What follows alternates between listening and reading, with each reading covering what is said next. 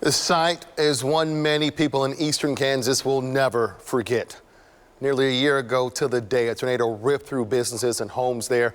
41 Action's reporter Nick Starling talked with families and business owners to find out why some are still recovering. The tornado is something the Hahn family will never forget. They were in the middle of path of destruction, their house completely flattened. You can see they rebuilt, but it's been a very difficult year for them. It's been very long. It's been very hard. The road to recovery hasn't been easy for Brian and Chris Hahn. Their house picked apart by the tornado. One of probably the most distinctive things I can remember going through my mind is just looking straight up above me and just praying that the subfloor didn't peel off that was above us. Their belongings scattered throughout the property with only the basement somewhat intact. Unfortunately, this destruction wasn't the only bad news for the Hahns. Found out I had cancer 2 days after the tornado hit. So it's been a rough go at it.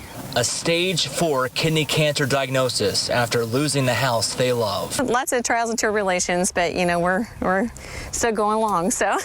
A year later, they rebuilt. We were able to utilize the existing foundation, so it kind of actually kept it, so we were able to change things a bit, but it was still going to be pretty much the same square footage. Also in the tornado's path that day, Pendleton's Call Valley Country Market, just east of Lawrence, losing 5 of their 7 greenhouses. It's just been unsettling as to remember what happened and unsettling, but at the same time being honored by all the people who came out and helped. Not only was their business hit, so was their house. They're still getting it worked on. It was more important for us to get the business side going first because that was our income.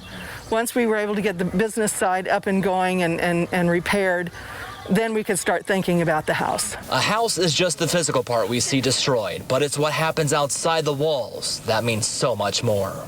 Probably one of the most inspiring things is when you walk down the road and all your neighbors know you, and they always stop by and say, "Welcome home." Reporting in Linwood, Nick Starling, 41 Action News.